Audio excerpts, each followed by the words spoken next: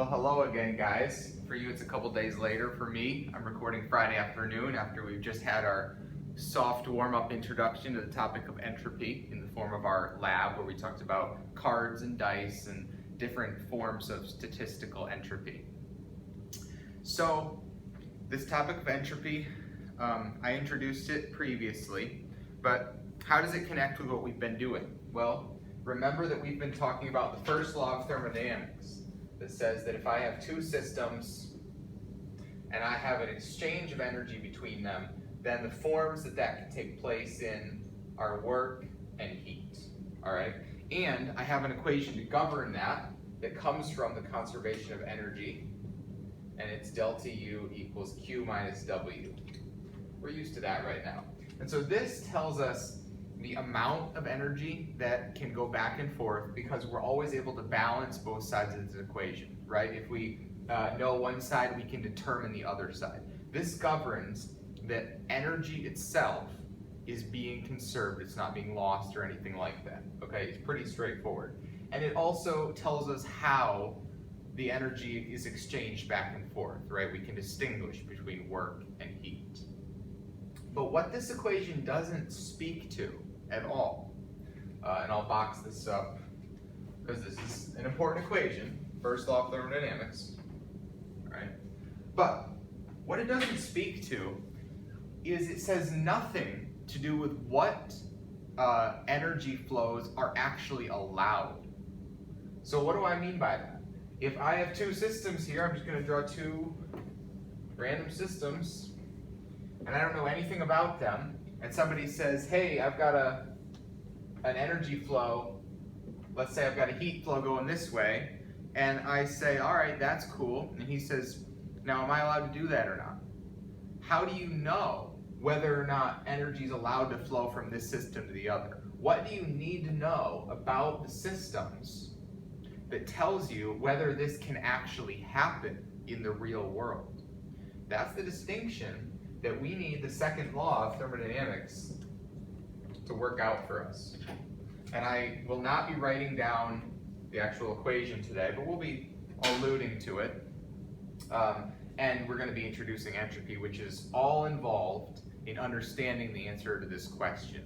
So this is one of the big reasons why we have to study entropy, among other things.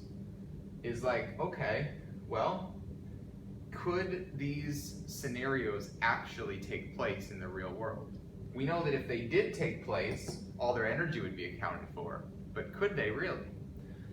Let me give you an example of what I mean. So I've drawn an arrow going this way.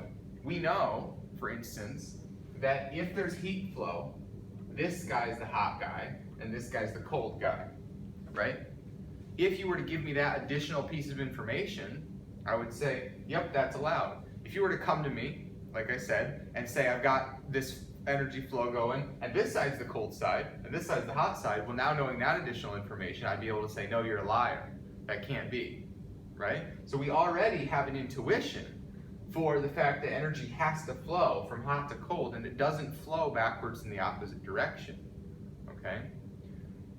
So again, we have these intuitions, but we want to formalize them. We want to explain from physics why we know this can't happen. Let me give you another example. If I have a heating element, like an electric heater, that's going to be bringing in electric energy and turning it into heat energy. So it can go from electric to heat and heat up the room. Now, if I say, well, I'm going to take an electric heating element and I'm going to heat up the room around it, so it's a warm room, that electric heating element is also heating up with the room. Is that going to give me a current of electricity? No. We know that intuitively. We can only go one way. We can go from electricity into heating up that room, increasing the temperature of that room. We can do that, but we can't go backwards. We can't use the temperature of the room increasing to then generate a current, an electric current for ourselves. Another situation we know that we can't go backwards. Imagine if we had a vat of water or some sort of liquid, and we have a big paddle that we stick down in there and churn it up. Well, we know that we can generate heat, okay? We're putting work in, and it's generating heat, and it's according to the first law of thermodynamics. It all checks out. Now, the first law would also tell us that it seems like it should work, for us to heat that liquid and for it to stir the paddle for us, right? Just go backwards. Do the opposite of what we were doing. The first law is cool with it. It's the second law that says, nah, that's not allowed. And of course that makes sense to us. So I think you've got the point. There is an overall direction. So I'll actually write that. Directional energy. Now this is kind of an important point to understand when people start talking about like eco-conservation, or like the conservation of energy not as a scholarly exercise but as a global concern. They're like, okay, we got to conserve energy, we got to conserve energy. And you're like, well, we have a law in physics called the conservation of energy. So all energy is conserved. We're not losing any energy. What these individuals are talking about is not the amount of energy.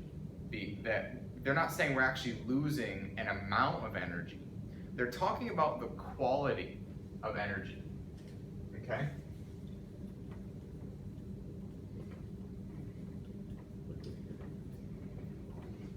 What we're losing is energy quality. That's the thing that was in those examples. The electric heating element that heated the room, but the hot room couldn't generate electricity. That's because electricity is a higher quality than the thermal energy in the room. In fact, electricity, it turns out to be the highest quality of energy. So there's a spectrum, right? Some are up here, electricity is at the top. And then it goes down and the thermal is somewhere down here. So energies, depending on what form they're in, have different qualities to them. Not different amounts, but different qualities. The second law of thermodynamics and the idea of entropy will also help us understand this. And so another way that we might say energy quality is organized energy. Now, your brains are starting to churn because of what we did on Friday, right? In our lab, we had these discussions about order and disorder.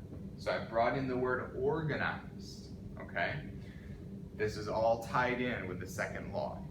And so the quantity that we use to mathematically give us a qualitative way to measure, get some handles on this thing, and don't talk in vague terms, but actually hard, cold numbers, we invent a quantity called entropy.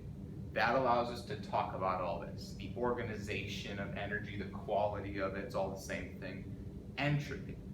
And so I'm going to define entropy formally for us. All right?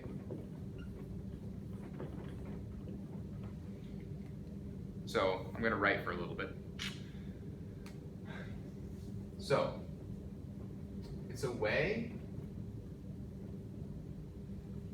of measuring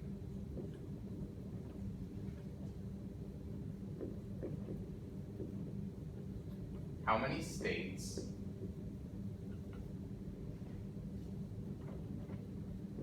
a system could be in. And in parentheses, a more colloquial definition, which is equivalent,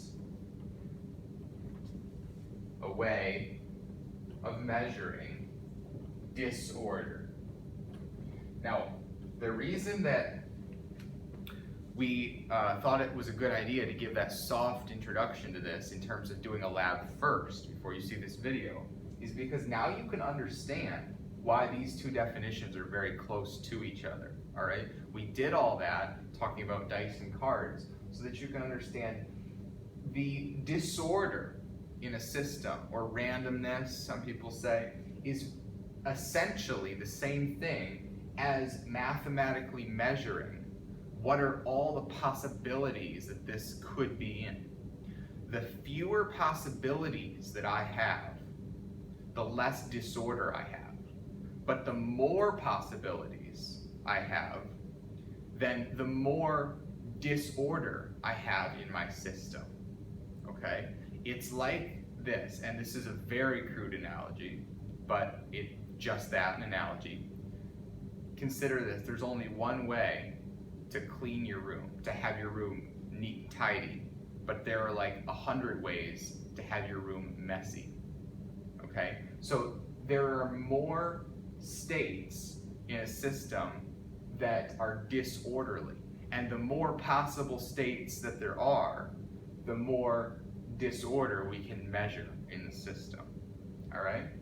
Now, these definitions are both sort of a combination of the book and my own insights over the years.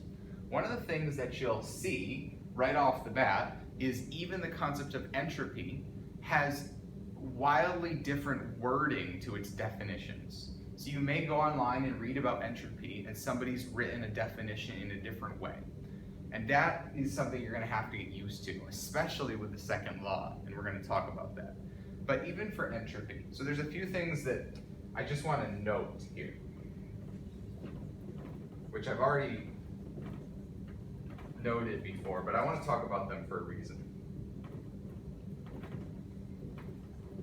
Entropy is a concept which is notoriously difficult to teach, all right? And here we get to the idea, and this is verbatim from the book. I might not have been so bold to say this, but the book says it. They say nobody really understands entropy. And I'm like, all right, let's go with that. I'm fine with that. Yeah, nobody understands entropy, really understands it. And if that bothers you, it's okay, but you may take some consolation in remembering our first lecture when I introduced energy. And I talked about how there's a ton of philosophical debates over that. So in a sense, we don't really understand energy either. Just because one is a more household term and energy sounds like a more sterile scientisty term, okay? It's not like we have that great of a handle on energy. So saying that we don't understand entropy is really nothing new, okay? However, we understand it well enough to use it and make predictions with it and have it be an extremely useful tool in explaining the world around us, all right? So when I say nobody really understands it, and when the book says that, it means on a philosophical level. On a practical level, we know what we're doing. The second point, and this is hyperbolic, but I want to address it.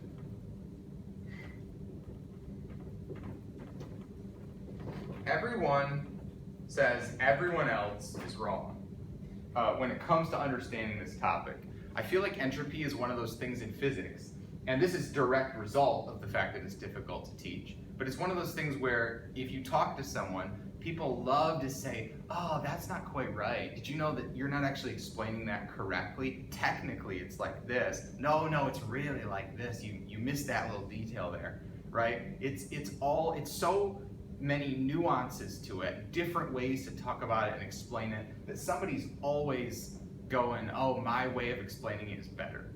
And so I don't have any pretenses that I'm going to explain it to you in the best way in the world. And there are people out there that would take issue with some of the little words and terminology and some of the analogies that I use, and that's okay.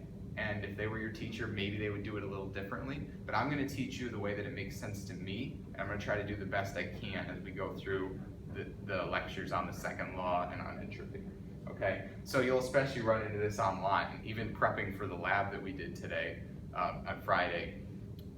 I ran into like 3 articles where people were saying, well, you've heard this, but technically that's wrong. You know what I mean? Things like that. It runs rampant with us. So there, I want to take a brief little bit and kind of delve into that. So where did this come from that everybody says that everybody else is wrong?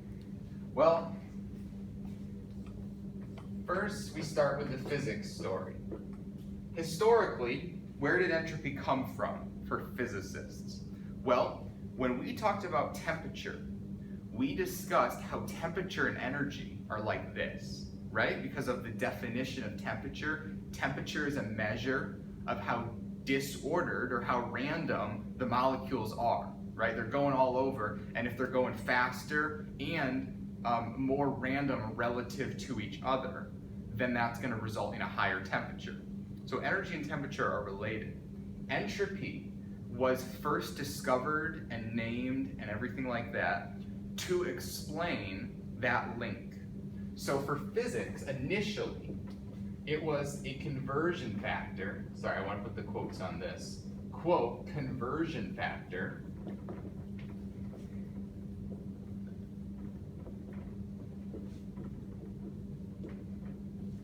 between energy and temperature. Okay? That's what it was first discovered and invented as. So I'm going to actually write that. The word first. Physicists invented entropy first. We were talking about entropy long before anybody else was. All right? You'll notice something really weird here. If this is a conversion factor between energy and temperature, it has units. And the units that it has, here's our brackets for units, it's got joules over Kelvin, the unit of energy and the unit of temperature. Obviously, if it's converting between the two, that's its units. And I know what you're thinking after the lab we just did and the discussion we just had, we will come back to that. But this is how it was. Physicists discovered it first, and it's a unit thing. But as with anything, we have sort of a tree of knowledge, right? And so it's going to be a rough little tree here, but we have a tree of knowledge. And down here is the deepest understanding. So this is like the root of the issue, the root of the tree. This is what you really want to get down to, and you really want to understand this on a foundational level. But it never happens that you get this first and then you learn everything else from that. What happens is that as you're discovering and inventing and doing the scientific method, you come at it the other way. You come at it from the top of the tree, and you run into this notion of physics, and you stumble your way into this deeper understanding. And that's what happened with the concept of entropy. So at the root of this tree, much later, we have information theory.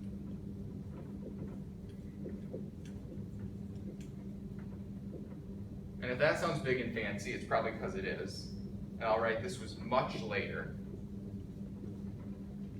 And they're the ones, really in information theory, that realized entropy is way more than something for physicists to use.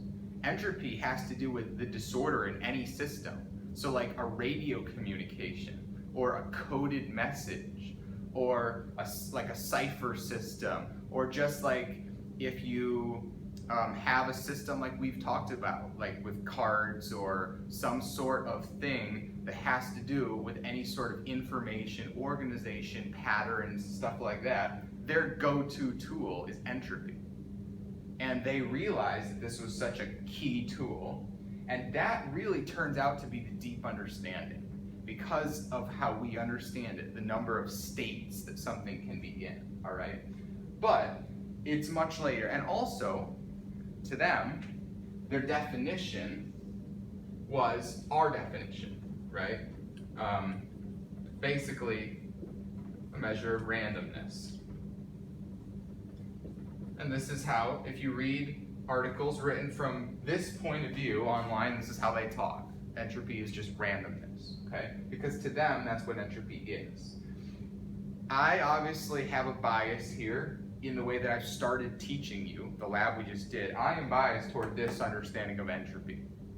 Now, this understanding is the one that we've talked about where it has no units. So I'm going to draw empty brackets and just denote that it's unitless. There's nothing in the unit brackets. This is a quantity that properly understood has no units on it. And so the physicists came in first, and they sort of understood it right, sort of wrong. The information theorists came in later, but they had a better understanding, in my opinion. They're more right. And so what this has led to is this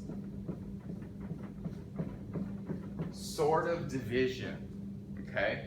And it's a dotted line because these two things are very connected, right? There's no contradictions or anything. All of this makes sense in one big story.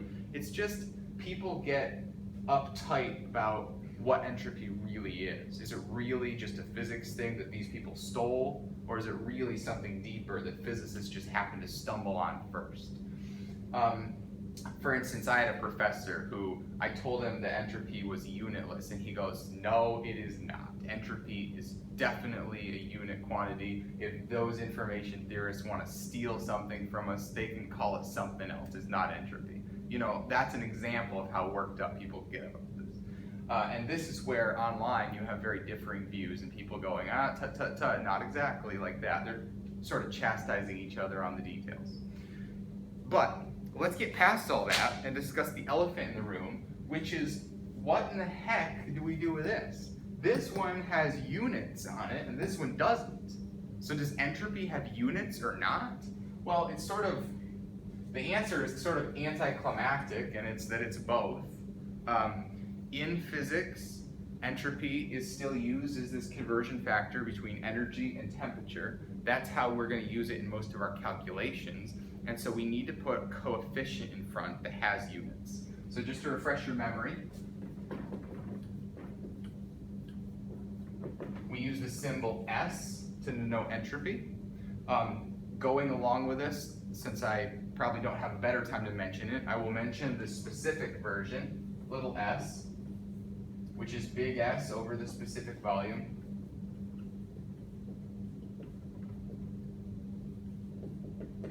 And that's specific entropy, just like we're used to. There's a specific version of it. And we've looked at the formula from these guys, right? The information theory side of things that has a deeper understanding of entropy. This is what I think is the deeper understanding. That's the formula we looked at. That S equals ln of omega. And I'll write it like that to start with, okay? It's the natural log of this thing, which we talked about is the number of ways that you can arrange the number of what they call microstates or configurations that the system can be in, all right? Now, all that we do to amend this, to put units in, is we multiply a constant in front, which is called KB. KB is the Boltzmann constant. We'll talk about it a little more at as we continue. But notice that I'm not changing all that much. And if this upsets you still, like which one is right, I'm sorry, I can't really tell you which one is right. Physicists need to have these units here. This brings in the units of joules per Kelvin to give it a unit. If you're in information theory, you just leave it out and it's not there, and then you don't have units on it, all right? So we're gonna be getting used to writing it like this. Now, remember that the property of a log here is that I can also write it like this.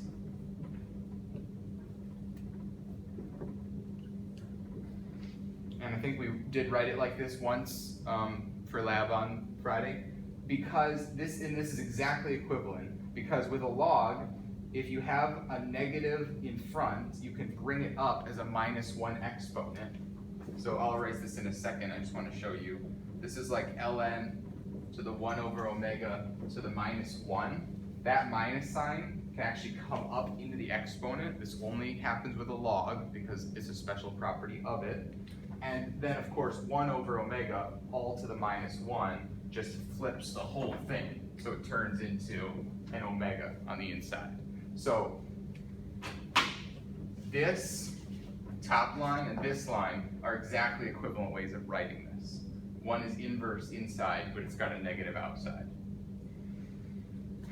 All right. Now, okay, let's talk about the nature of the log first, and then we'll do the Boltzmann constant. Why a log, all right? Well, you can derive this like from first principles. I'm not gonna do that, obviously, we've discussed that. But let me give you some intuition for why a log. So, we know that you add probabilities. I'm spelling things wrong again, sorry guys. We add probabilities by multiplying. Talked about that a couple times now. And we had an example with dice where we did that. So that's all good and true. But when we add entropies, we just add them. okay? Entropy doesn't have that property. So probabilities we add by multiplying, but entropies, we add entropies by adding, just like normal.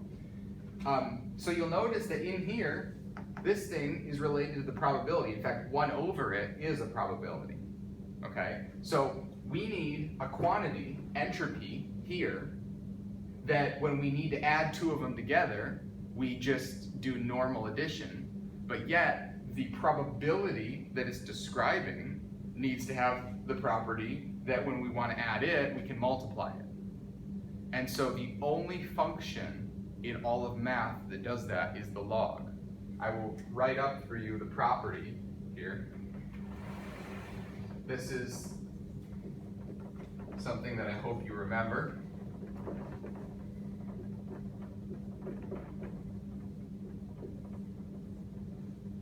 If I have any two numbers, A and B, inside the log they're multiplied, but I can write them as a sum of the individual logs. So if you haven't seen this for a little while, maybe just pause this and think about what's going on here. Think about how that's not normally what numbers do. That's the special property of a log. That's actually what makes it a log, the fact that it does that. And think about why this special property is exactly what we want to satisfy these two conditions. All right? Okay, the last thing to discuss is this KB, this Boltzmann constant.